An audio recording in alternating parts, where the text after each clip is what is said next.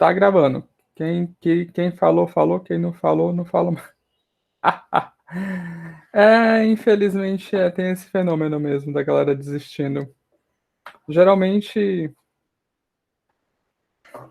Mas aí, velho, a minha turma tem 55 alunos, viu? Se desistiu 40 alunos, eu vou falar uma coisa pra você. E nem tá tão difícil na disciplina. Quer dizer, não tá difícil. Aqui no meu sistema mostra que só teve 6 alunos que suprimiram.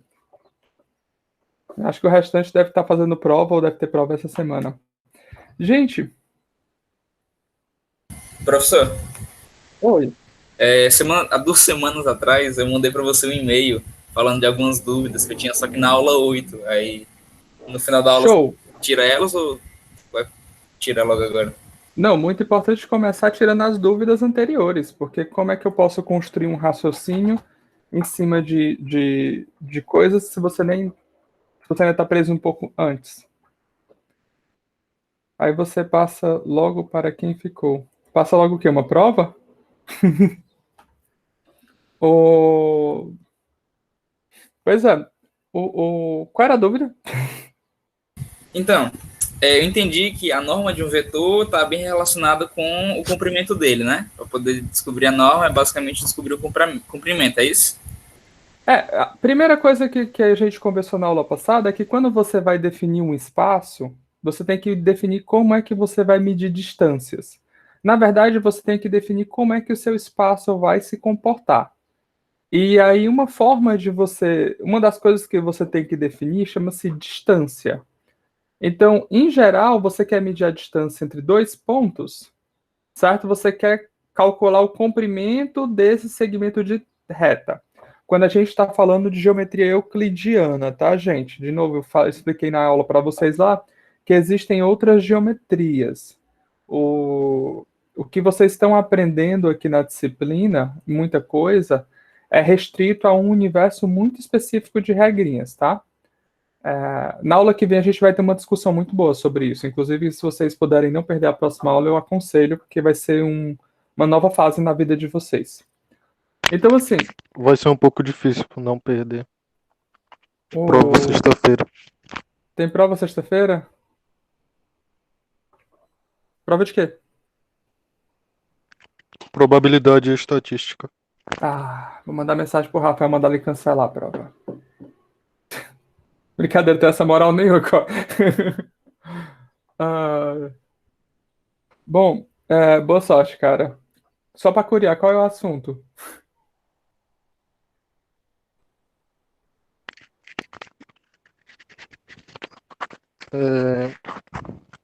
Vai desde teorema de Bayes. Pera aí, professor. Que vai ser um pouco resumido porque é com o Fábio. É com E o professor. Fábio é professor substituto, né? aí tá acabando o contrato dele aí.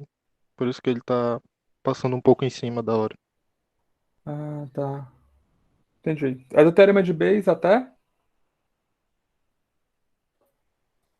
É distribuição geométrica. Ali comecinho, então. Tá. Bom, tá, então tu assiste a videoaula, a videoaula, tu assiste a gravação, caso tu tenha alguma dúvida. Todo mundo aqui vai fazer essa prova? Quem é que vai fazer essa prova? Fala, eu. Eita, má.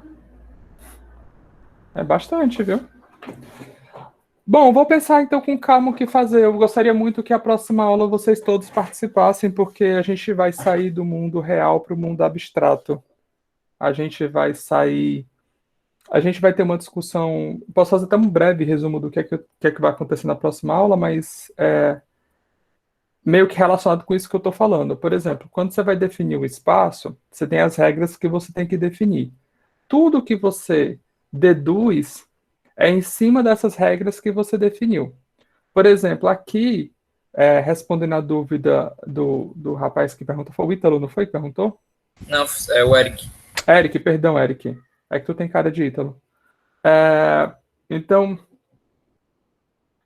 A regra que a gente bota é a regra de medir de como a gente vai medir a distância. E nesse caso da geometria euclidiana, a norma, certo? O segmento de reta, o comprimento do segmento de reta que liga esses dois pontos, ele tem tamanho exatamente igual à norma do vetor que conecta esses dois pontos.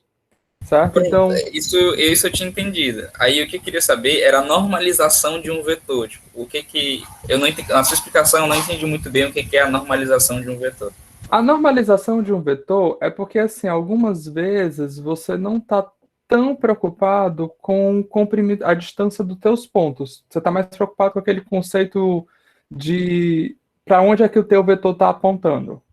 Certo? Por exemplo, eu não estou preocupado que esse vetor tem um tamanho 1000, milhão, bilhão. Eu estou preocupado que esse vetor está na reta horizontal. Certo? Então, a normalização, ele simplesmente padroniza. Como? Ele apenas considera vetores nessa horizontal que tem o comprimento tamanho 1. E aí, como é que ele faz isso? Ah, se isso aqui é um vetor V, certo? Eu preciso que esse vetor tenha comprimento 1, então eu simplesmente pego esse vetor V, defino um novo vetor, vou chamar de V', no qual ele é exatamente o vetor anterior multiplicado pela constante que é a norma do vetor anterior. Ora, esse novo vetor, aqui V', ele tem a mesma direção, o mesmo sentido que esse vetor V, só que qual é o comprimento desse vetor? Agora ele passa a ser uma unidade. Porque se você tirar a norma de V', isso daqui é igual a norma de V vezes 1 sobre a norma de V, mas lá pelas propriedades de norma a gente pode tirar essa constante de dentro, isso aqui vira igual a norma de V, vezes 1 sobre a norma de V, que é igual a isso dividido por isso, não. Certo?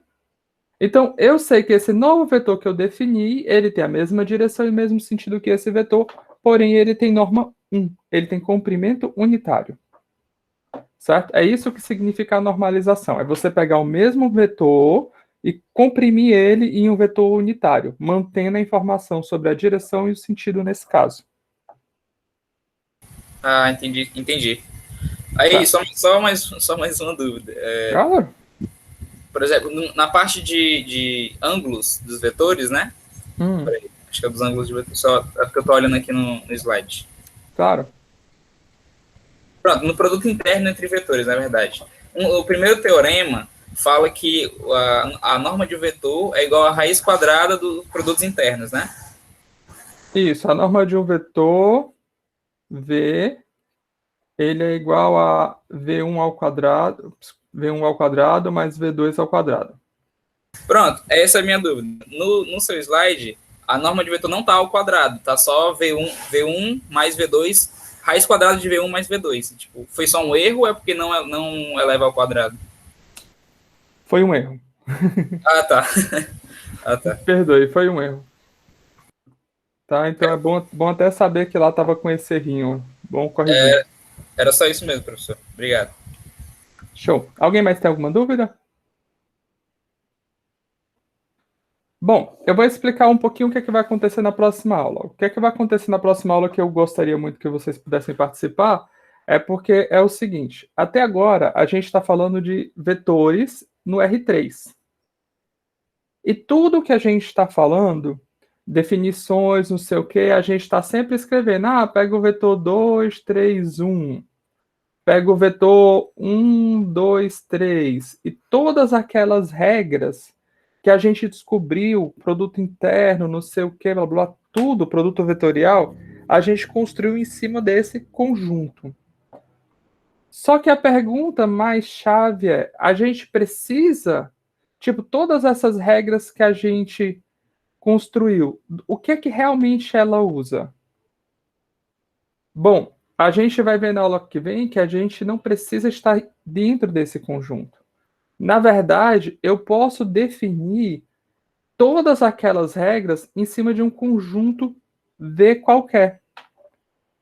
Só que eu preciso, para que todas as regras, produto vetorial, produto interno, soma, blá blá, tudo isso funcione tal qual, eu preciso que esses caras aqui possuam duas operações que a gente chama de soma, repara, e produto por escalar. Calma aí, chegando, gente. E produto por escalar, certo? Vou botar aqui só, botar o produto lá, que é o produto vetorial. Eu preciso só definir essas duas, as regras em cima da soma e do produto escalar. Desculpa, o cara entrou, me perdi um pouco. A gente precisa só definir um conjunto de regrinhas em cima da soma e do produto escalar, que se o nosso conjunto satisfazer essas propriedades, não importa quem é esse conjunto. Aí a gente vai ver na aula que vem alguns exemplos de espaços e somas que não são tão intuitivas, mas que uma vez que você satisfaz as regras, todo o restante que a gente tem até agora, a gente ganha de lambuja. Certo? Então a gente vai sair desse conjunto R3 e a gente vai passar a trabalhar com objetos abstratos, onde esse cara pode ser o R3, pode ser o Rn, esse cara pode ser o conjunto de funções contínuas, esse cara pode ser conjunto de grafos simples, esse cara pode ser o conjunto de sequências reais infinitas, esse cara pode ser o conjunto de sequências de Fibonacci, esse cara pode ser vários conjuntos, o conjunto de matrizes, o conjunto de vetores, o que você imaginar esse cara aqui pode ser, desde que você defina para cada um deles um passo associado. Certo? E a gente vai ver isso na próxima aula acontecendo na prática. É uma aula de transição, no qual a gente vai sair desse universo mais fixo e a gente vai passar para um universo no qual a gente vai estar trabalhando com conjuntos vetoriais. Perdão?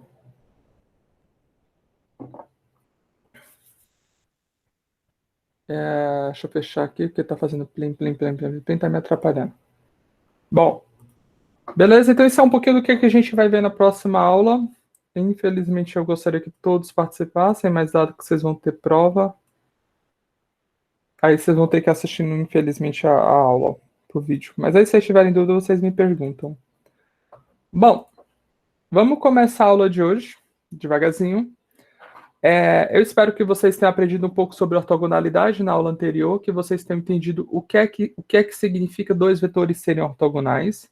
Eles estão diretamente, esse conceito está diretamente relacionado ao produto interno de dois vetores, certo?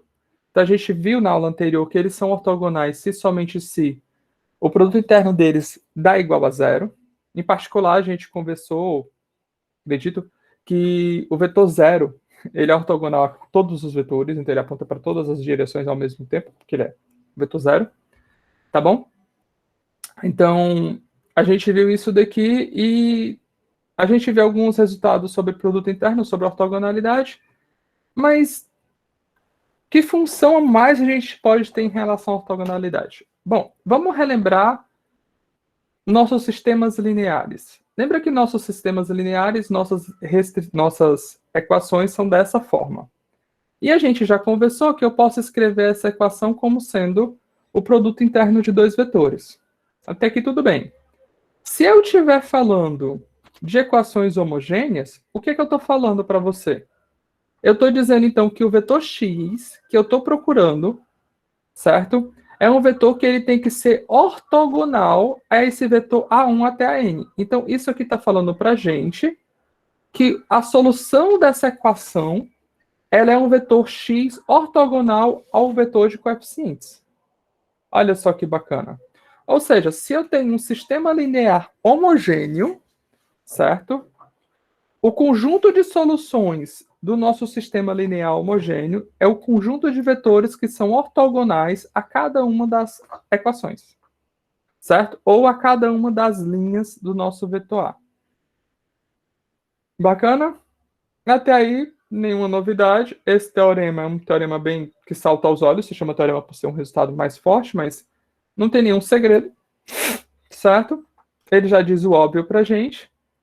Mas vamos fazer um exemplo. Vamos resolver esse sistema linear aqui só para curiar o que acontece quando ele é ortogonal e o que acontece quando quando a gente está homogêneo E o que acontece quando ele não é homogêneo?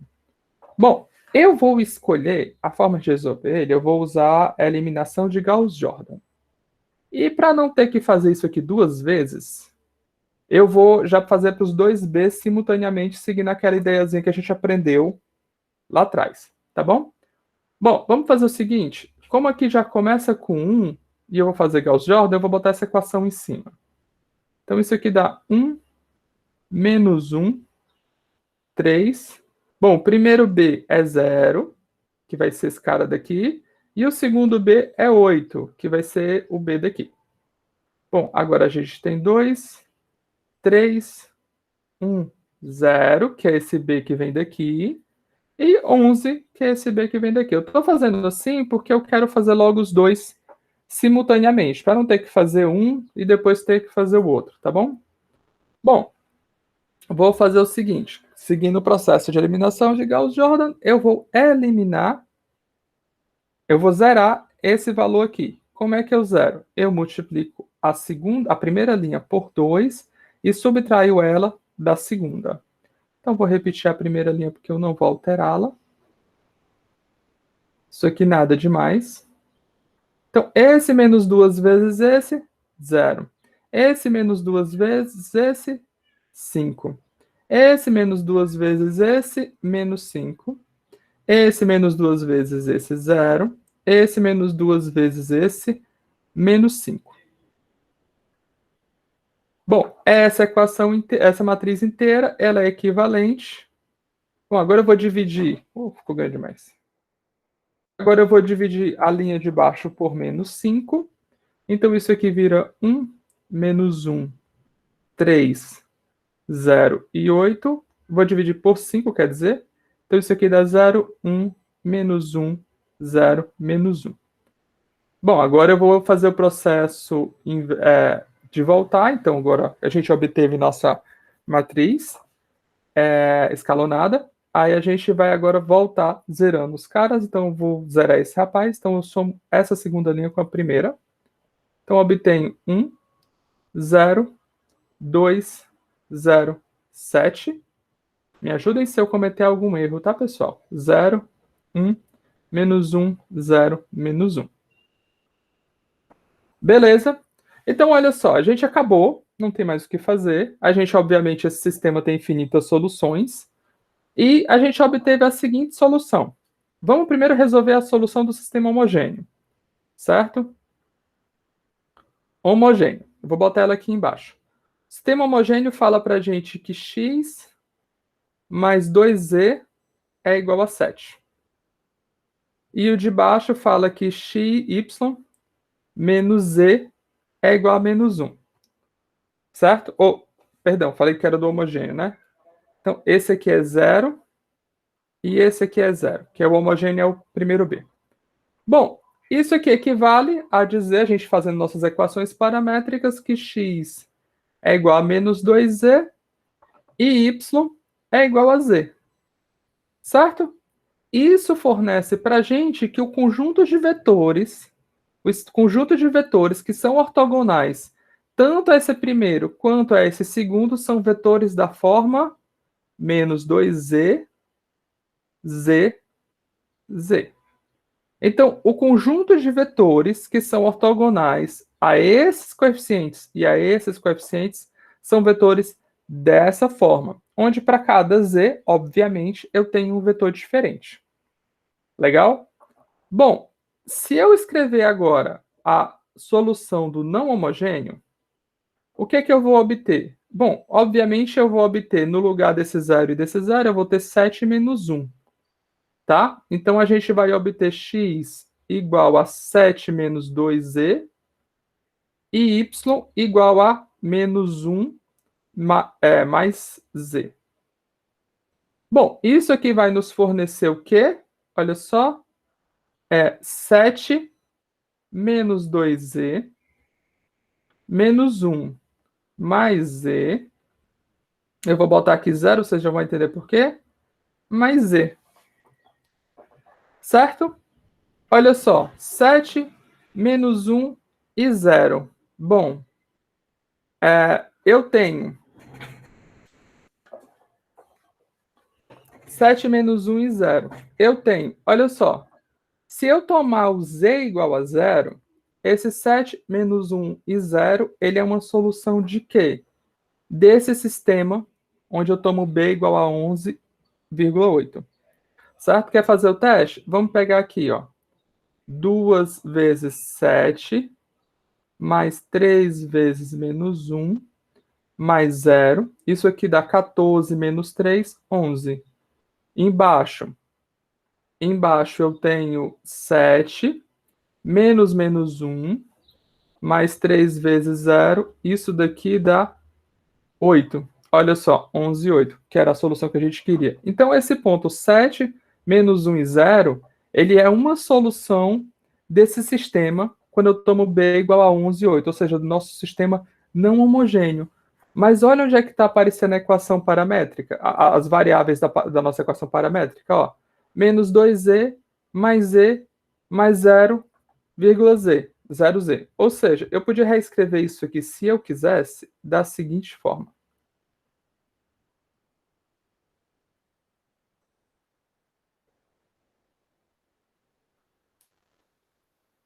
Um ponto mais esse vetor que depende de z. Esse ponto que depende de z. Cara, mas olha esse cara daqui do lado de cá. Onde é que a gente já viu ele? Aqui, ó. Então, eu estou dizendo para você que eu consigo escrever o conjunto de todas as soluções desse sistema linear não homogêneo, quando eu tomo b igual a esse valor, como sendo uma solução do sistema linear. No caso, eu escolhi 7 menos 1 e 0, mais, certo? O conjunto de todas as possíveis soluções do sistema homogêneo. Certo? Vocês conseguem ver isso daqui? Bacana, né? Então, e o sistema homogêneo, ele é muito mais fácil de resolver. Né? A gente já viu isso mais para trás.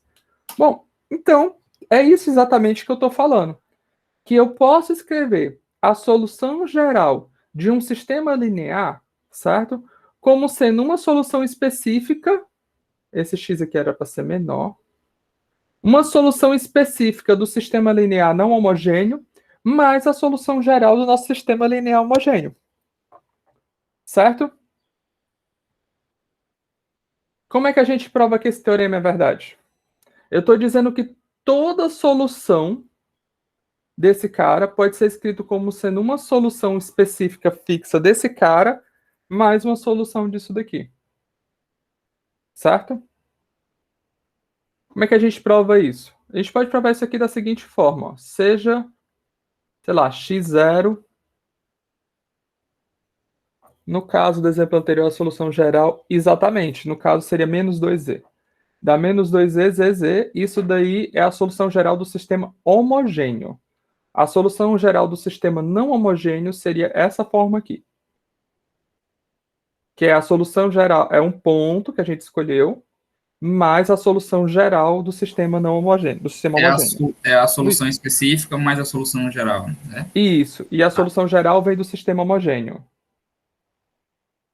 Beleza? Todo sistema linear tem uma solução geral?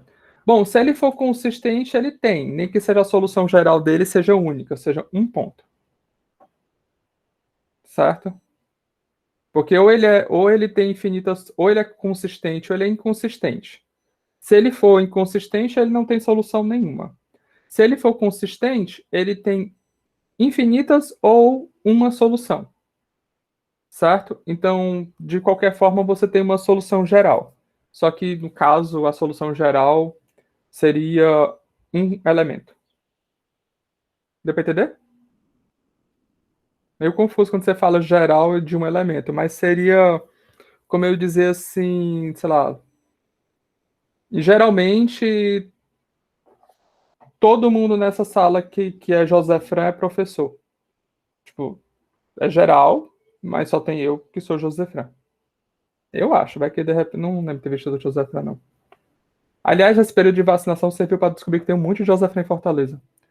Então, nesse caso, uma solução única seria z igual a 0. Pode ser uma solução única do sistema homogêneo. Tá? O sistema homogêneo poderia ter a única solução, que seria a solução todos os valores iguais a zeros. Mas você teria que mostrar que esse sistema particular só tem uma solução. Entendeu? O que é bem engraçado, porque se o teu sistema não homogêneo, ele tem uma solução, ele é consistente e tem uma solução, então a solução geral do sistema homogêneo vai ter que ser zero. Isso é uma coisa para você pensar um pouquinho. Mas vai bem aí por onde você está falando. Tá? Então vamos pegar uma solução. Eu quero mostrar que se eu pegar x0 como sendo uma solução de ax igual a b, tá? E w, vou seguir um pouquinho a notação do livro, w, o conjunto de soluções de ax igual a zero, ou seja, do sistema homogêneo. Então, nós queremos mostrar que x0 mais w, ou seja, o conjunto formado pela soma de todas as soluções aqui a x0 é o conjunto de todas as soluções de ax igual a b. Então, eu tenho que mostrar o quê? Eu tenho que mostrar que toda solução desse sistema está contida aqui dentro, e eu tenho que mostrar que todo mundo aqui dentro é solução desse sistema. Para mim, argumentar essa afirmação aqui. Esse conjunto é o conjunto de todas as soluções desse sistema. A gente tem que mostrar os dois lados, tá? Então, o primeiro lado, vamos pegar, sei lá, vou pegar um y pertencente a x0 mais w. Vamos mostrar que esse cara daqui, ele é uma solução desse sistema. Bom, mas se ele pertence a x0 mais w, logo existe x', né, por definição, de w, tal que... Bom, existe x' pertencente a w, tal que y é igual a x0 mais x'.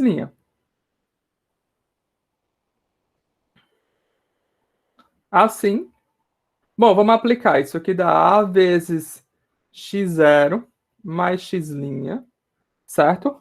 Isso aqui eu estou aplicando em y. Bom, a gente sabe que o produto de matriz ele é distributivo se você fixar ao lado. Então, isso aqui dá ax0 mais ax'. Ora, mas isso aqui é igual a quem? Isso aqui é igual a b, porque x0 é uma solução desse sistema. E isso aqui é igual a quem? Isso aqui é igual a zero, porque x' pertence a w, e w é uma solução do sistema homogêneo. Então, isso aqui é igual a zero, que isso aqui é igual a b. Certinho?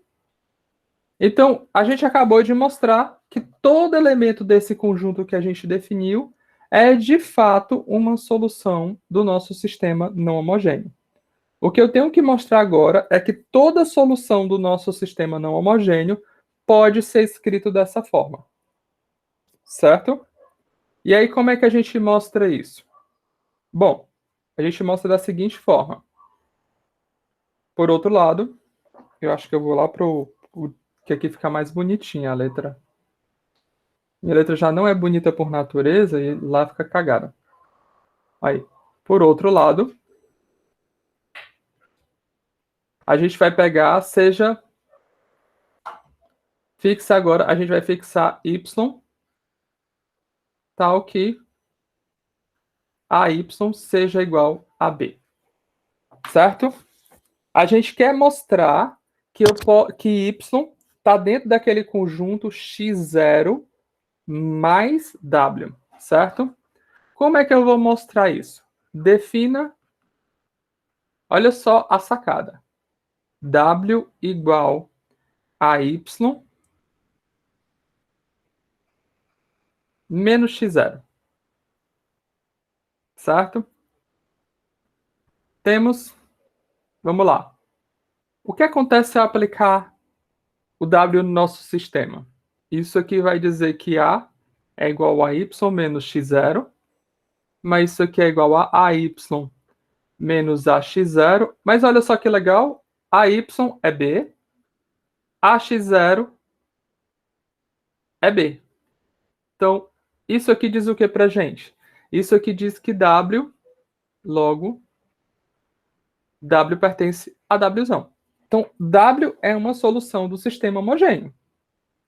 Certo? Por outro lado, olha só que interessante. Note que, por outro lado, note o seguinte, ó, y é igual a x0 mais y menos x0. Olha só, esse cara é a nossa solução e esse cara tá em W. Logo, a gente garante que toda a solução do nosso sistema linear está contido naquele conjunto x0 mais W. Certo, pessoal? Então, a gente mostra que eu posso escrever o conjunto de todas as possíveis soluções do nosso sistema linear não homogêneo, como fixando uma solução qualquer do nosso sistema, e então usando a solução do sistema linear homogêneo. Beleza? Bom, isso nos abre o seguinte leque, que é o quê? Ortogonalidade não é só um conceito meia boca. É um negócio muito bom, muito foda, e a gente tem que dar devida atenção. Tá? Então, encontrar vetores ortogonais aos nosso sistema parece uma tarefa que a gente vai fazer exaustivamente. Então, vamos fazer isso uma vez, ver o que acontece. Bom, aqui eu quero ressaltar algo para vocês. Quando a gente fala de ortogonalidade, eu estou falando de um vetor que faz aquele conceito de 90 graus com outro vetor. Então, se eu procuro um vetor ortogonal a esse vetor, eu estou procurando um cara, se eu desenhasse bem, que faz 90 graus com esse cara aqui de baixo. No plano, faz sentido eu falar que eu estou atrás de um vetor que faz 90 graus com esses dois vetores? Se eu estou no plano, existe um vetor diferente de zero que seja ortogonal a dois vetores simultaneamente? No plano, não faz sentido esse conceito, não é? Pois é. No plano. É que nem no espaço você ter três vetores, que eu garanto que os três vetores não são coplanares, tá? Porque se eles forem coplanares é possível. Então, se eu tenho três vetores que não são coplanares, não pertencem ao mesmo plano, eu perguntar para vocês, existe um quarto vetor que seja ortogonal a esses três? No espaço, não faz sentido essa afirmação. Tá? Porque esse negócio de ortogonalidade meio que ele capta aquela noção da gente de ir numa terceira direção. Se você está no plano, você vai na terceira direção. Se você está no espaço, bom, eu não sei como é que seria a quarta direção do espaço. Tá? Então vamos fixar esses dois vetores no R3 e vamos calcular um vetor que seja ortogonal aos dois. Bom, como é que eu calculo um vetor que seja ortogonal àqueles dois vetores? Pois é, mas eu não entendi. Você disse que não era possível, mas você vai procurar um que seja ortogonal aos dois? No espaço. E a gente está levando em consideração, nesse caso, o quê? A gente está no espaço, a gente está no R3. Tá aqui, ó. Então, você não acabou de falar que no espaço não é possível? Ortogonal a dois vetores não é possível ortogonal a três. Onde esses três não são coplanares. Tá? Seria como se fosse assim, se você tem um vetor, você procura um cara que é ortogonal a ele, você sobe 90 graus. Bom, se você está aqui com dois vetores ortogonais, eles fazem 90 graus. Se eu olho para você e falo, procure um terceiro, sem sair do plano, é impossível. Se eu for para o espaço, eu consigo, certo? Agora, se eu fixar o espaço e falar, procure um vetor ortogonal a esses três vetores ortogonais, no espaço não é possível. Ah, entendi. Mas até 3 você consegue encontrar. Certo? Então, eu vou fixar esses vetores que estão no R3, certo? Então, a gente tem o vetor U e o vetor V, que eles estão no R3. E a gente vai atrás de um vetor W que seja ortogonal aos dois. Só que o que é que a gente sabe sobre o vetor W até agora? A única coisa que eu sei do vetor W é que W, produto escalar com U, é igual a zero. E W, produto escalar com V, é igual a zero.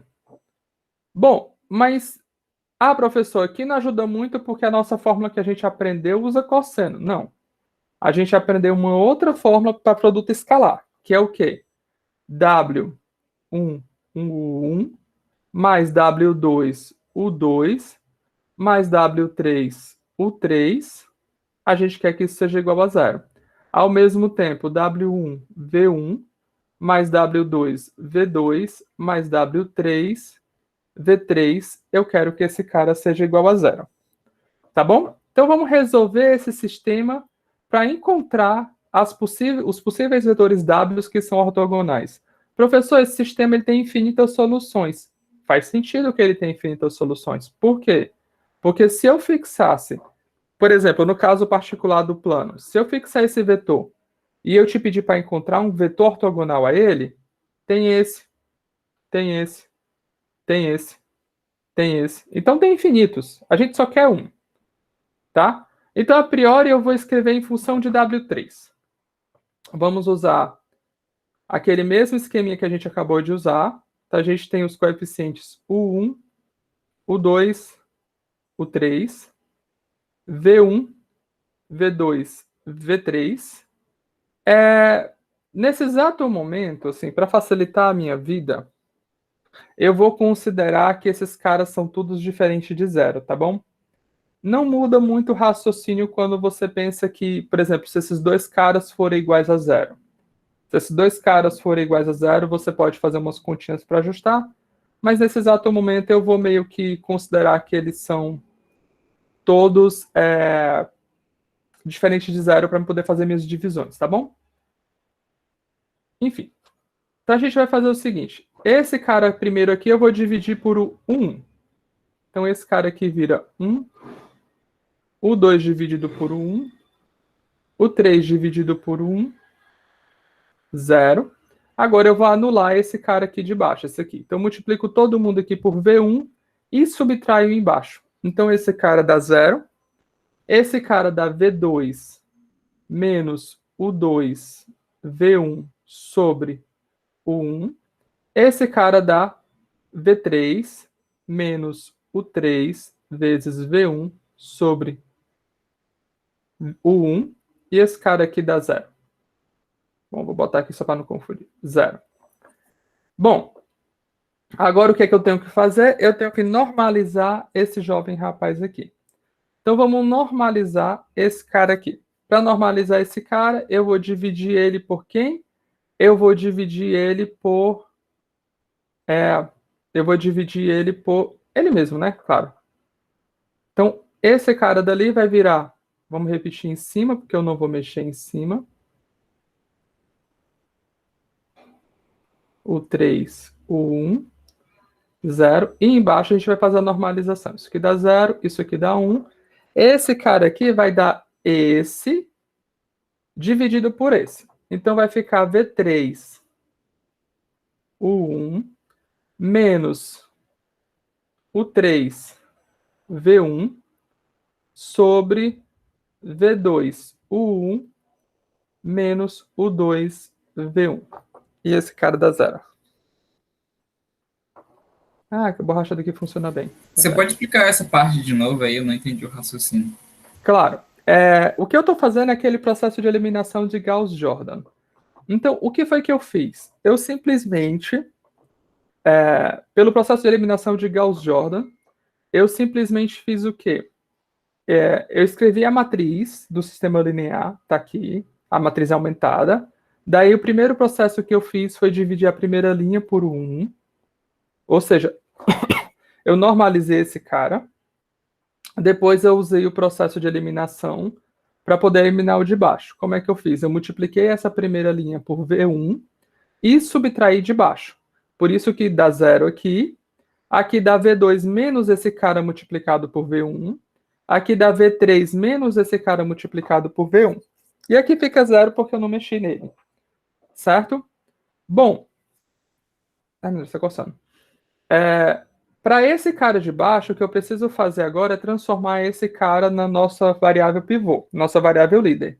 Então, o que eu faço? Eu divido ela por ela mesma. De novo, eu estou assumindo onde é necessário que seja diferente de 0.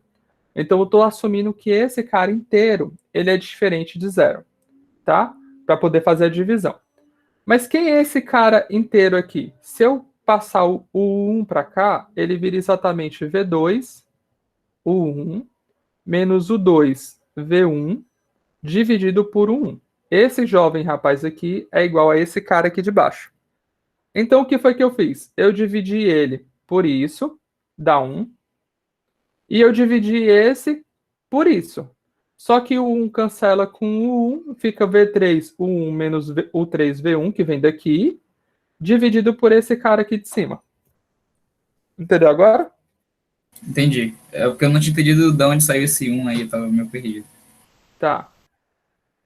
Ótimo. Então, bom, agora eu tenho que fazer o quê? Eu tenho que multiplicar esse cara inteiro por U2 dividido por U1 para poder subtrair aqui em cima, certo?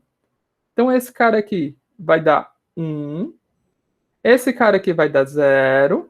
Esse cara aqui, aí agora vai dar uma conta bem feinha. Vai dar o 3 dividido por o 1 menos, certo? O 3 dividido por o 1 menos, agora vai dar o 2 dividido por o 1 vezes esse cara inteiro aqui, ó. V3, o 1 menos o 3, V1 dividido por V2, U1 menos U2, V1, e aqui dá 0. Bom, aqui embaixo dá 0, 1, e eu repito esse cara porque eu não mexi em nada. V3, U1 menos U3, V1, dividido por V2, U1 menos U2, V1, e aqui dá 0. Ufa. Negócio grande, né? Bom, então tá aqui. Isso aqui é a nossa solução. Tá? Isso aqui tá falando pra gente a seguinte informação. Lembrando de novo, a gente não pode esquecer o que a gente está fazendo. A gente está procurando um vetor W que seja ortogonal ao vetor U e ao vetor V simultaneamente. Tá? Então, a gente obteve que o conjunto dos vetores que são ortogonais aos dois vetores simultaneamente, eles são da seguinte forma. Vamos lá. A primeira coordenada deles, certo? Eu vou escrever tudo em função da terceira coordenada. A primeira coordenada deles é da forma o 2, certo? Dividido por o 1. Isso aqui dá V3, o 1, menos o 3, V1, dividido por V2, o 1, menos o 2, V1, menos o 3, V1, perdão, menos o 3, o 1. Isso daqui vezes W3, que é a terceira variável. E o W2, certo? E o W2, ele vai ser igual a o 3, V1, menos V3, U1. Isso aqui dividido por V2, U1, menos o 2, V1, vezes W3. Pronto. E aí, estão satisfeitos? Entenderam?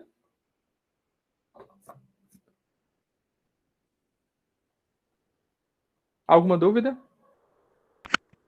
Professor, na primeira linha o senhor inverteu o sinal e na segunda não. Eu inverti, só que eu inverti só do coeficiente de cima. Tá aqui, ó. O V3, o 1. Ah, sim, eu não tinha reparado. É Ah, porque o V e o U são muito parecidos. Ah, perdão. Eu deveria começar a escolher, tipo, o T, né? Era que ficava diferente. Vou começar a usar o T nas próximas aulas. Obrigado. E aí? Pode repetir a parte final, eu me perdi. A partir de onde? A partir daqui ou daqui? Pronto. O que acontece? Lembra que isso aqui é a forma da nossa matriz escalonada reduzida, certo? Então isso aqui diz que W1 mais 3, esse valor vezes W3 tem que ser igual a zero. A única coisa que eu fiz foi já jogar esse cara, tá? Esse cara pro outro lado. Quando eu jogo ele pro outro lado, eu tenho que inverter o sinal, tá? Então W1 fica igual a menos esse cara vezes W3. Menos é só alternar a ordem desses dois, certo? Daí eu só fiz repetir. Isso aqui é todo esse cara aqui repetido multiplicado por menos um vezes W3. E esse aqui é todo esse cara aqui multiplicado por menos um vezes W3. Certo? Bom, mas vamos lá, vai. Se eu olhar para vocês e mandar vocês terem em mente isso daqui, porque o produto vetorial, olha, eu contando spoiler, porque encontrar vetores ortogonais é uma coisa que vocês vão fazer tanto na vida de vocês, que é que nem calcular determinante de matriz 3x3 ou 2x2. A gente sabe que existe uma técnica apropriada que funciona para calcular o determinante de todas as matrizes. Mas a gente calcula tanto o determinante de matrizes 3x3 e 2x2 que é bom a gente ter em mente a fórmula direta de calcular aqueles determinantes. Economiza tempo. É meio que o que o pessoal trapaceia com Bhaskara, né? Tipo, Bhaskara, eu já falei para vocês, é uma coisa que é praticamente só ensinada aqui no Brasil. Por quê? Porque na prática a gente vai para o vestibular para fazer uma prova em um tempo X e conseguir a maior pontuação. A gente não está indo lá para testar se a gente realmente sabe a matéria, tá? Então, você decora Bhaskara, mas você não aprende a resolver o sistema com mais variáveis. Enquanto você poderia aprender uma técnica que resolveria a equação de segundo grau, terceiro grau, quarto grau, quinto grau e assim sucessivamente, mas mais complexa. Bom, então, mas esse cara que a gente faz tanto que seria bom a gente ter uma cara explícita para ele. E isso aqui está dando somente a cara dos nossos possíveis infinitos vetores, que são ortogonais a V e a U simultaneamente. Vamos escolher um deles. Vamos escolher um deles. E eu quero escolher o um deles apropriadamente. Certo? Então, olha só. Eu não gosto desse cara que está aparecendo aqui embaixo, ó. O V2, o 1 menos o 2V1. Ele aparece aqui e ele aparece aqui. Então vamos escolher, tome, vamos escolher W3 igual, certo? V2, o 1 menos o 2V1. Isso eu estou supondo de novo que esse cara é diferente de zero, tá, gente? Não estou me atendo tanto a esses casos iguais a zero, apesar de que a gente tem que sempre considerar e analisar caso por caso, mas aqui eu estou mais preocupado com que vocês capturem a ideia, tá bom? Então vamos tomar W3 igual a esse rapaz, certo? Se eu tomar W3 igual a esse rapaz, quem é que vai ser W2? W2, W2 vai se tornar o 3V1 menos V3 U1, certo? E aqui, quem é que vai se tornar o W1? O W1 vai se tornar, vamos lá, o 2 dividido por o 1 vezes. Aí agora o que é que vai acontecer? Agora vai acontecer o seguinte: esse cara daqui, ele deve morrer com o W3, então eu não vou repetir ele, mas eu vou botar esse cara aqui, V3, o 1 menos o 3V1. Certo? Porque esse cara daqui morre com W3. Esse cara daqui, o 3V1.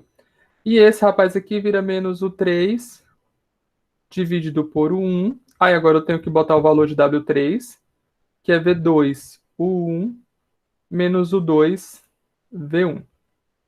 Certo? Bom, como não tenho mais espaço para lá, e eu acho legal que vocês vejam o que está acontecendo, eu vou fazer uma garranchada aqui, que é o seguinte: W1 é igual. Bom, vou resolver isso daqui, tá bom? Primeira coisa em particular, note que o 1 aparece nesse produto e o 1 aparece nesse produto. Então eu posso colocar 1 sobre o 1 em evidência, certo? Bom, eu vou realizar agora o produto. Então ali a gente vai ficar V3, U1, U2, menos V1, U2, U3, certo? É esse rapaz vezes esse. Menos, agora a gente vai ter V2, U1, U3, mais V1, U2, U3. Aí, ó, temos esse cara aqui, V1, U2, U3, ele cancela com esse cara aqui, ó. E olha que bacana agora, esse termo depende de U1 e esse termo depende de U1. Então eu posso cancelar esse termo com esse e com esse, porque foram os que sobraram. Então olha como o W1 fica bonito, ó. O W1 fica V3, U2, menos V2, U3. Então, eu escolhendo o W3 igual a V2, 1 menos isso daqui, ele se torna, o W2 se torna esse cara, o W1 se torna esse cara. Bacana? Todo mundo entendeu? Alguma dúvida? Bom, agora eu vou trapacear. Olha só. Então, nosso vetor W ortogonal, certo? Que é ortogonal aos dois vetores simultaneamente. Ele é o vetor da seguinte forma, olha só. Botar o na frente. O 2, V3, menos o 3, V2. O próximo termo, ele é V2, U1. Não, esse aqui é o 3. Ele é o 3, V1, menos V3, U1. O 1, V3. E esse termo aqui é o U1, V2, menos o 2, V1. Só que olha que interessante aqui. Esses caras parecem alguma coisa para vocês? Esses caras, não sei se vocês conseguirão ver, mas eu tenho certeza que vocês vão conseguir ver. Ele é exatamente o determinante dessa matriz, ó. Esse cara. E esse cara é exatamente o determinante dessa matriz.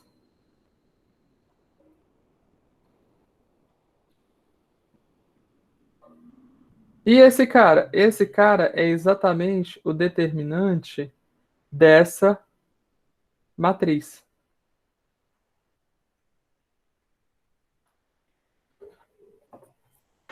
E acabou.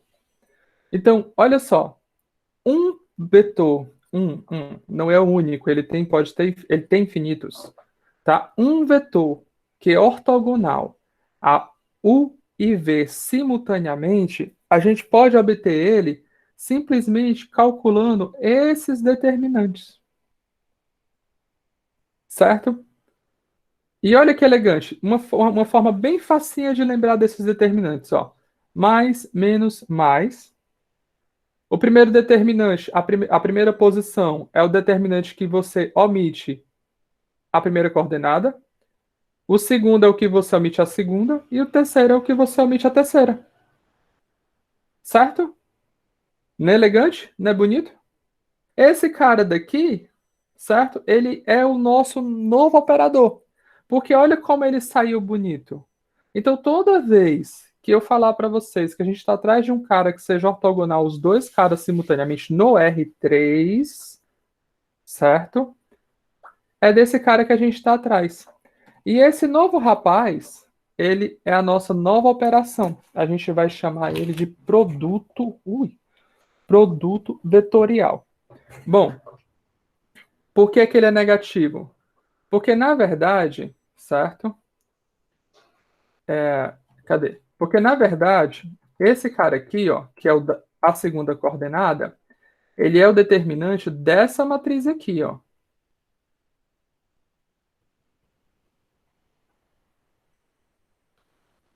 Ele é igual ao determinante dessa matriz.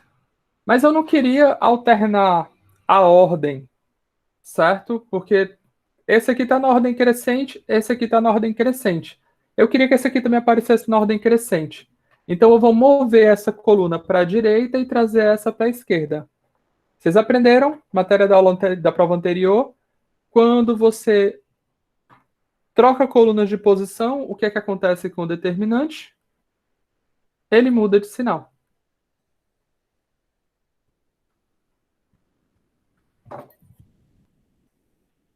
Certo? Isso que eu falei, o raciocínio é construtivo. Vocês têm que é uma pedrinha que vocês colocam em cima da outra. Não dá para chegar lá na frente e dizer assim, agora eu vou aprender sobre mudança de base, rotação e translação de vetores, blá blá blá blá blá, sem ter aprendido conteúdo para trás, não. Certo? Bom, então essa é a nossa nova operação. É o produto vetorial. Note que a gente só fez escolher, de novo, a gente só fez escolher dentre todos os infinitos possíveis vetores que são ortogonais aos dois, a gente escolheu um específico, que foi quando a gente fixou essa terceira coordenada. Professor, a gente poderia ter escolhido os outros? Poderia. Mas, em geral, a gente só precisa de um representante. Porque uma vez que eu te falar essa direção e esse sentido é a direção e o sentido do vetor que é ortogonal, certo? Essa é a direção e o sentido do vetor que é ortogonal. A partir do momento que eu faço isso, você obtém qualquer outro escalonando. Multiplica por 1 bilhão, diminui por 1 bilhão, desculpa, multiplica por 1 bilhão, por menos 1 bilhão, por 10. O importante é que você obteve a direção, tá? Bom, vamos dar continuidade. Então, quais são as propriedades que a gente tem aqui em relação a essa nossa nova operação? Sempre lembrando, a gente está no espaço tridimensional, tá bom? Primeira coisa, olha só, o produto escalar do vetor, uma vez que você realizou a operação de produto vetorial, é quanto? Zero. Por definição, você pode fazer a conta, se você quiser, para poder ver que dá realmente zero, e você vai ver que dá realmente zero. Tá? Inclusive, é um exercício até bacana, porque você pode usar algumas propriedades de determinante em cima, se você quiser. Mas, enfim, o grande ponto aqui é, a gente escolheu esse cara, esse resultado aqui, para ser ortogonal a esses dois vetores simultaneamente. Então, o resultante daqui, ele tem que ser ortogonal a U em particular. Logo, o produto escalar dele por U tem que ser zero. A mesma coisa se eu fizer por V. Tá bom? Bom, esse aqui tem um vírgula, mas era para ser um ponto. Tá, é o produto escalar dos dois. Bom, e qual é a norma desse nosso vetor? Aí a gente vai ter que voltar lá no nosso onboard não, desculpa, open board, e a gente vai ter que calcular a norma desse vetor. Vamos calcular a norma desse vetor? Que é bom que vocês vão ganhando familiaridade com o nosso novo amiguinho. Bom, Apesar desse cara estar feito como se fosse matrizes, aqui embaixo, eu vou usar essa parte aqui de cima, tá bom? Na marra, porque esse cara aqui já está a forma expandida e eu não vou ter tanto estresse. Então a gente gostaria de calcular a norma de W ao quadrado. Bom, mas qual é a norma de W ao quadrado? A norma de W ao quadrado é o 2V3 menos o 3V2 ao quadrado mais o 3V1 menos o 1V3 ao quadrado mais o V2 menos o 2V1 ao quadrado. Então, tenho que fazer essas operações. Então, vamos lá. Isso aqui é o quadrado do primeiro, menos 2 vezes o primeiro pelo segundo, mais o quadrado do segundo. Então, a grande prática é isso aqui dá. Vou botar todos os primeiros quadrados, tá bom? Então, isso aqui dá... Porque tá o quadrado aqui, ó.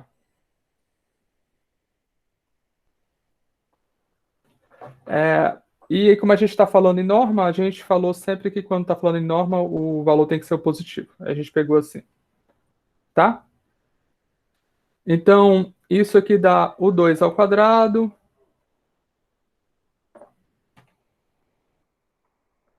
V3 ao quadrado. Mais... Vou escrever todos os quadrados primeiro. Eu vou escrever todos os quadrados, depois eu boto os menos duas vezes, tá, gente? Então vai ficar o1 ao quadrado, V2 ao quadrado. Depois vai ter esse 1 aqui, mais o 1 ao quadrado, V3 ao quadrado.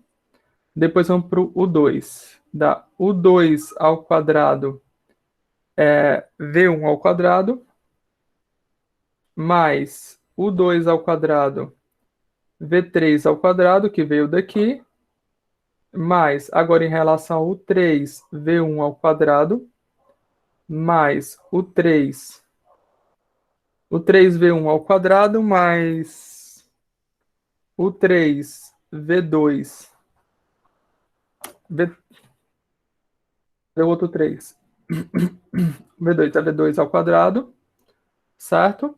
Agora os negativos, que é menos duas vezes, aí agora vai dar aquele negócio bem grande, que é o 2, o 3, V2, V3, menos duas vezes V1, V3, o 1, o 3, menos duas vezes o 1, o 2, V1, V2. Ufa! Ai. E agora, o que a gente faz? Deixa eu pensar.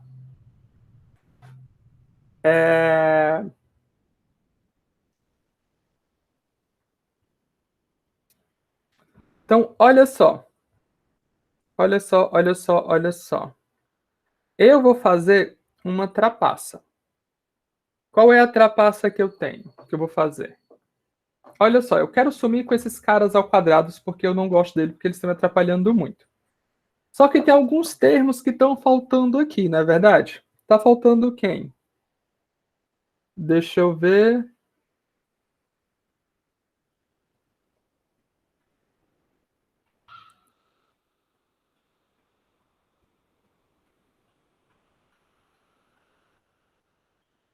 Quero somar com eles, sumir com eles, então tá faltando quem? Bom, isso daqui, eu vou escrever ele como sendo o 1 ao quadrado, mais o 2 ao quadrado, mais o 3 ao quadrado, vezes V1 ao quadrado, mais V2 ao quadrado, mais V3 ao quadrado, certo? Eu vou escrever ele dessa forma. Qual é o problema de eu escrever ele dessa forma? Porque, olha só, eu tenho U1V1, esse termo U1 vezes V1, ele não aparece aqui. Mas eu tenho U1V2, está aqui, U1V3 está aqui, o 2V1 está aqui, o 2V2 não aparece. Mas o 2V3 está aqui, o 3V1 está aqui, o 3V2 está aqui, mas o 3V3 não aparece. Então, para escrever essa primeira parte como sendo igual a esse cara aqui, eu tenho que subtrair esses caras que eu botei de mais. E quem são esses caras? U1 ao quadrado, V1 ao quadrado, menos U2 ao quadrado, V2 ao quadrado, menos U3 ao quadrado, V3 ao quadrado.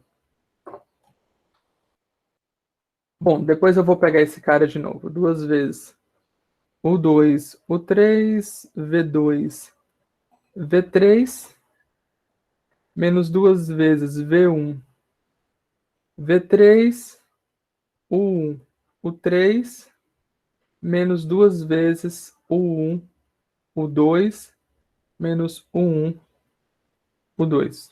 Opa, agora eu mesmo confundi a minha letra. V1, V2. Certo? Beleza, se eu não cometi nenhum erro, é isso. Bom, isso aqui já é meio caminho andado. Porque se você olhar esse cara aqui, já é uma parte do que eu gostaria, que é a norma de U ao quadrado. Esse cara aqui, ele já é o outro lado, a norma de U de V ao quadrado. Então, esse cara aqui já é, vamos voltar lá para vocês verem, ele já é esse cara que aparece aqui. Falta a gente aparecer agora com esse termo, mas esse termo, na verdade, ele já apareceu, ele está aqui. Tá? Como é que a gente vai ver isso? Bom, vamos fazer a força bruta, que é como?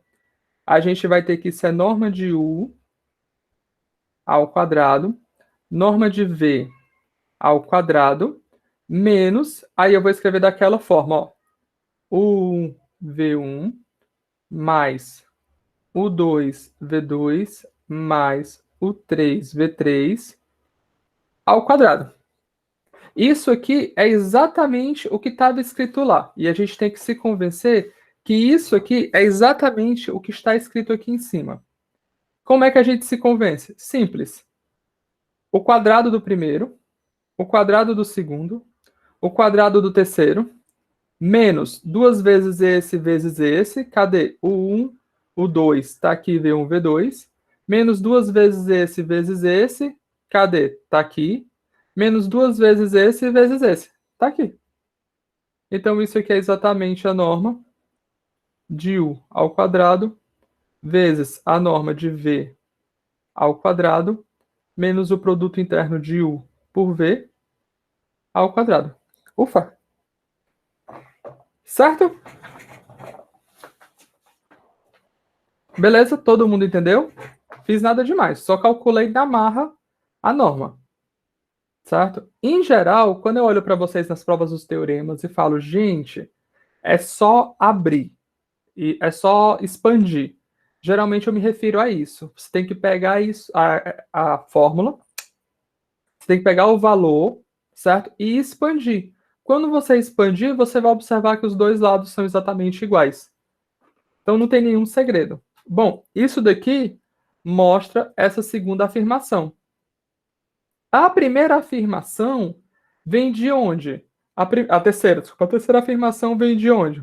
A terceira afirmação vem do simples fato de que a norma de U vezes a norma de V vezes cosseno de θ, isso aqui é quem? O produto interno entre U e V.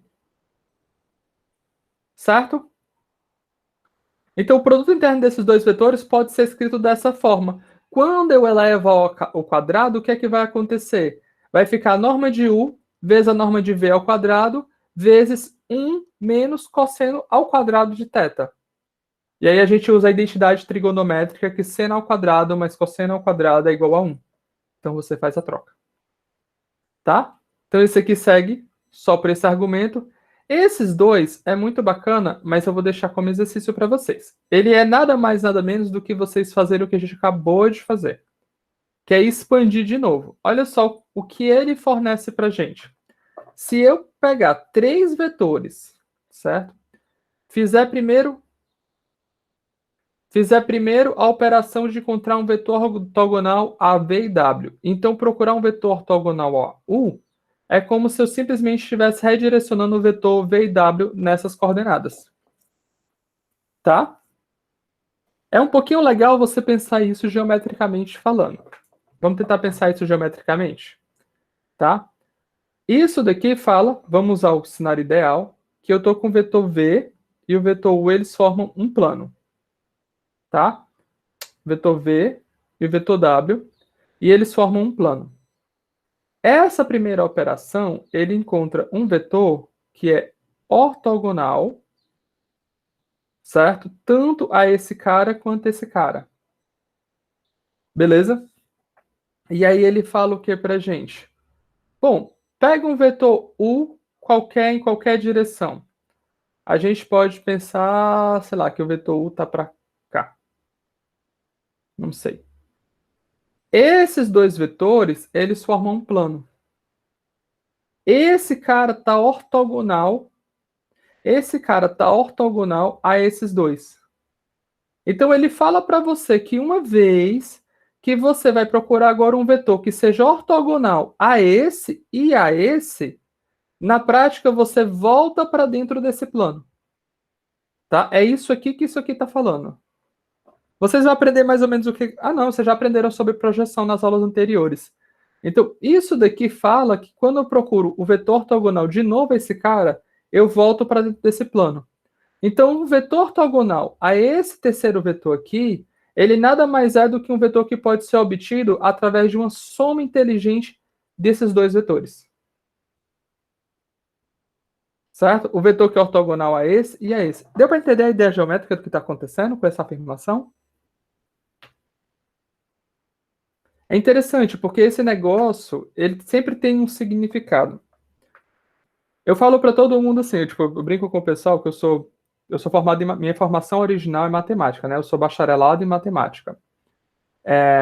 E eu sempre brinco com o pessoal quando o pessoal fala assim, eu queria ser bom em conta. Aí eu falo, mas conta não é matemática. Tipo, a matemática em si é o processo de modelagem e abstração. A conta, às vezes, é a última coisa que você faz. A matemática é mais o conjunto de ideias que você usa.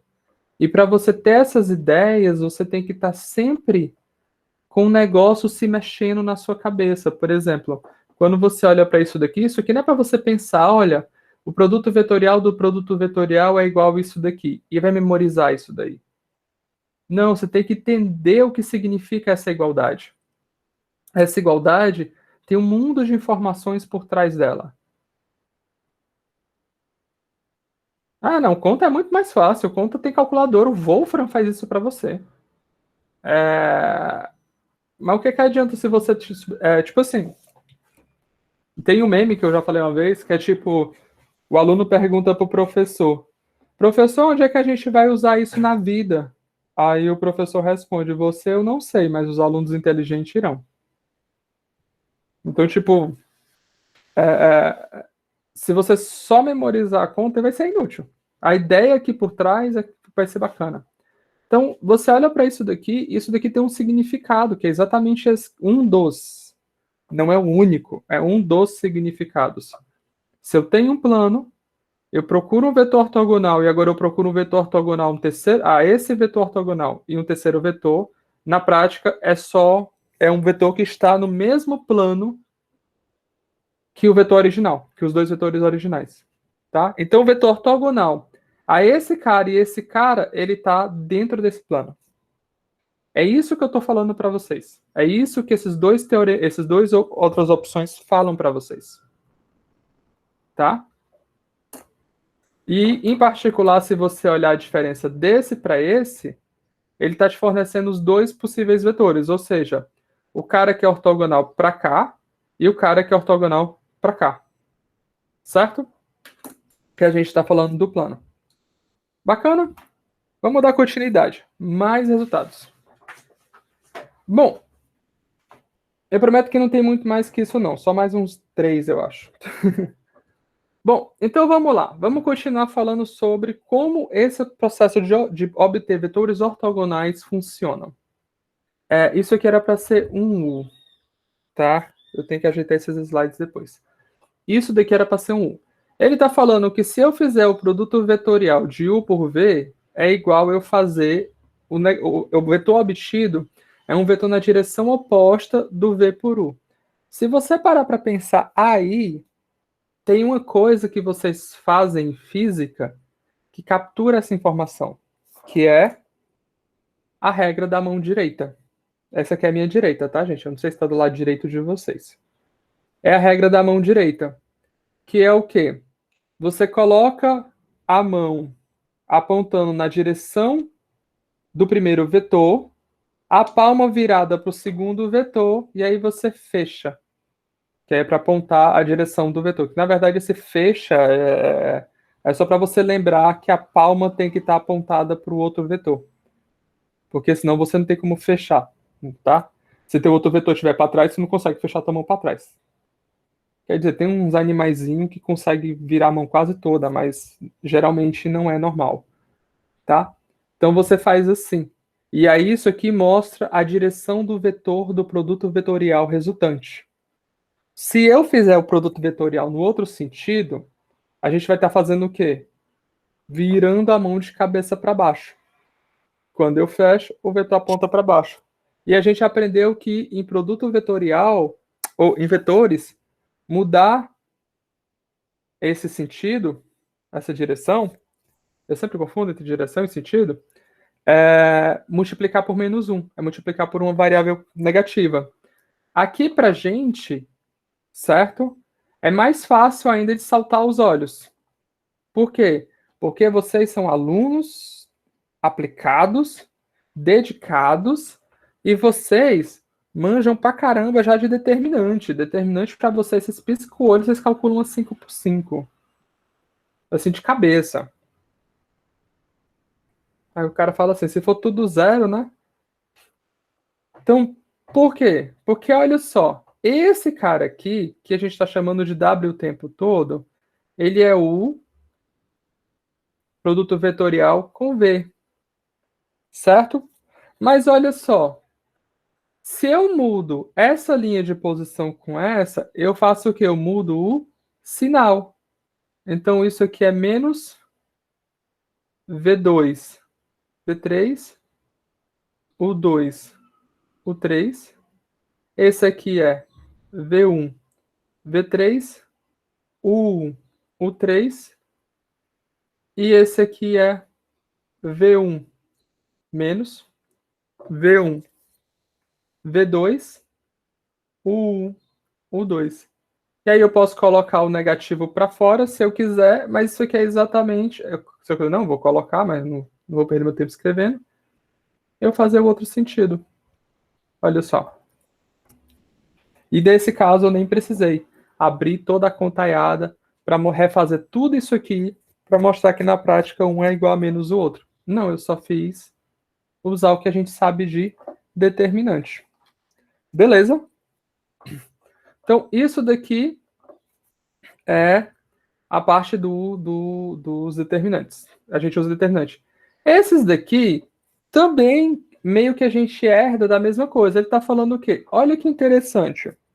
Ele está falando que o produto vetorial ele tem o poder, ele tem a propriedade de distributividade à esquerda. Quer dizer que se ele estiver do lado esquerdo de um parênteses, eu posso colocar ele para dentro. Vamos de novo para a interpretação geométrica? A interpretação geométrica, eu estou fazendo o quê? Se eu pegar, olha só, interpretação geométrica. Se eu pegar o vetor V e somar com o vetor W, aqui é V, aqui é W, eu obtenho esse vetor resultante. Aí ele fala o seguinte, o produto vetorial desse cara, tá aqui, o produto vetorial desse cara, que é esse cara que eu obtenho aqui, certo? O produto vetorial... Ah, perdão, desculpa. Se eu tenho um terceiro vetor, que agora eu vou colocar aqui de gaiato no navio, que é um vetor U, ele fala o seguinte, o produto vetorial desse vetor resultante com esse vetor, que é um vetor, sei lá, para cá, que é perpendicular aos dois ao mesmo tempo, certo? Esse vetor aqui, que é o resultante desse, que é o resultante do produto vetorial de U com essa soma, tá? Ele pode ser obtido, olha que interessante, como sendo o produto vetorial de U com V, ou seja, ele te fornece um novo vetor, mais o produto vetorial de U com W. Então, se eu trouxer o U para cá, por exemplo, e eu realizar o produto vetorial, digamos que o resultante seja esse daqui, certo? Que é 90, 90 aqui. Então, a resultante do produto vetorial desse cara, que de repente está para cá, mais a resultante desse cara aqui, teria que ser igual a esse daqui. Não vai ser porque eu desenhei os dois caras para o lado errado, para um lado diferente. Mas o grande ponto é que ele já te fornece uma decomposição desse vetor em função dos outros produtos vetoriais. Certo? Isso é muito bacana. Da mesma forma, ele fala que o nosso produto vetorial ele tem a propriedade de distributividade à direita. Se ele tiver à direita, a gente pode distribuir. Tá? Isso é sempre importante falar, porque, como eu falei, quando você vai estudar coisa de forma mais geral, você às vezes não consegue garantir algumas coisas desse tipo. Tá? Às vezes, ser de um lado não garante que é do outro. Então, você tem sempre que provar para toda nova operação que se ela funciona para um lado, ela também tem que ser provada se funciona para o outro. Bom, aqui também a gente pode resolver bem facinho com determinante. Se eu multiplico aquela em nossa matriz aqui, ó. Se eu multiplico esse cara aqui por uma constante, pela definição de vetor, significa que eu multiplicar cada coordenada por aquela constante. Pela nossa conhecimento de determinante, eu multiplicar essa determinante por uma constante é equivalente ao determinante da matriz, no qual eu escolhi uma linha e multipliquei por aquela constante. Certo? No caso, eu posso jogar na primeira linha ou eu posso jogar na segunda linha. Por isso, a gente tem essa variação. Primeira linha, segunda linha. Bom, se a gente tem que um dos vetores é zero, então a gente tem que o determinante, a gente tem três matrizes no qual uma das linhas é zero. Certo? Se eu tenho que uma das linhas das três matrizes é zero, então o determinante de cada uma delas em particular é zero. É isso que isso aqui está falando. E por fim, eu estou falando que se eu faço o produto vetorial de um vetor com ele mesmo, eu obtenho o vetor nulo. Porque aquelas matrizes vão ficar matrizes com duas linhas iguais. A gente já aprendeu que duas linhas iguais, determinante é zero. E isso daqui é outra coisa interessante. Porque isso daqui, na minha opinião, é um pouquinho contra-intuitivo. A gente estava tão aficionado em encontrar um vetor ortogonal que a gente descobriu que tinha infinitos vetores e a gente escolheu um deles específico. Certo? Esse cara aqui, ele já fala o quê? Se eu tô só com um cara no R3, tá? R3. Usar o produto vetorial dele com ele mesmo não é viável para encontrar um cara ortogonal a ele. Então, isso não é suficiente. Então, se eu quero encontrar um cara ortogonal a esse cara no R3, o que é que eu tenho que fazer? Escolhe qualquer outro vetor diferente desse. Digamos esse. Aplica o produto vetorial dos dois. Você obtém um cara ortogonal aos dois. Daí você esquece desse cara que você pegou emprestado. Esse novo vetor é ortogonal a esse vetor. Daí, se você quiser encontrar três vetores ortogonais entre si, aí agora você faz o produto vetorial entre esses dois vetores, e você vai obter um terceiro vetor que é ortogonal a esse e a esse. Mas realizar o produto vetorial num vetor, nele mesmo, não vai te fornecer um segundo vetor que é ortogonal a ele. Eu acho isso muito contraditório, uma vez que a gente escolheu o produto vetorial para fazer esse tipo de coisa. Né? Bom, vamos fazer o seguinte. Vamos escrever agora, certo? O nosso produto vetorial como em função da nossa base canônica. Lembrando que a nossa base canônica a gente definiu no R3, E1, E2, E3. Eu vou, nesse exato momento, dar uma nova definição da base canônica, que é também muito comum de vocês, que é I, J e K. Eu gosto de ficar sempre variando entre essas duas, tá? Isso aqui faz sentido IJK para quando você está trabalhando com R2, R3, mas imagina eu falar para vocês que a gente está trabalhando com R10. IJKL, IJKLMNOPQR. Faz nem sentido, né? Tá? Então a gente vai ficar alternando entre elas duas. Quando eu geralmente eu vou usar IJK quando eu estiver trabalhando com R3 ou R2 e o E quando eu estiver falando dos caras mais gerais. Tá bom? Bom, se eu for escrever esse cara em função desses dois, ele vai dar o quê? A gente já sabe, na verdade. Isso aqui dá o cartesiano V, tá? Isso aqui dá igual.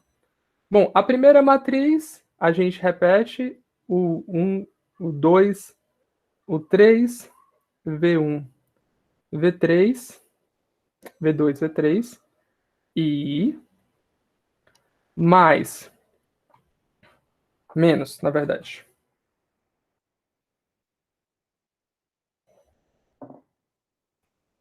Menos é o 1, o 3, V1, V3, J, mais o 1, V2, o 2, V1, V2, K. Certo? Então a gente escreve dessa forma. Bom, aqui tem uma coisa interessante. Essa forma aqui lembra alguma coisa para vocês? Essa forma aqui parece muito com a expansão em cofatores de um determinante. Mas qual seria esse determinante? Que matriz seria isso daqui? Bom, a gente vai fazer um pequeno abuso de notação, mas é muito útil porque ajuda muito mais também a saltar os olhos, que é o quê? Eu posso, então, pensar que essa matriz, esse cara aqui, é o determinante dessa matriz.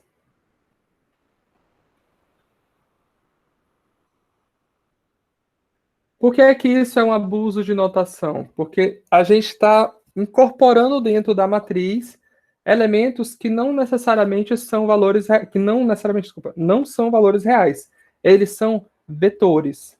Mas isso aqui, o determinante dessa matriz, na expansão de cofatores dela, fornece exatamente para a gente o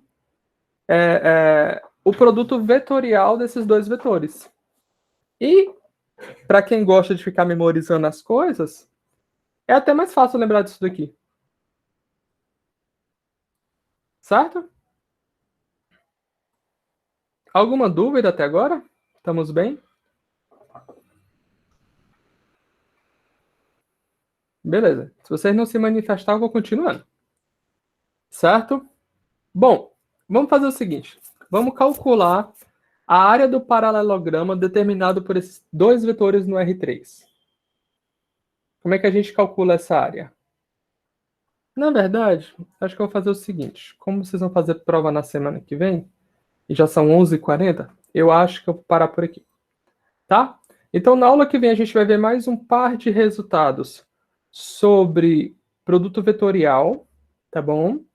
E no finalzinho da aula eu vou dar início à discussão sobre a gente ir para espaços vetoriais, tá bom? Então, aula que vem a gente dá continuidade, para não sobrecarregar tanto vocês que vão fazer prova essa semana.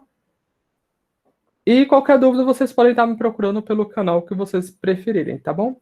Alguém tem alguma dúvida? Eu vou encerrar aqui a gravação. Quem quiser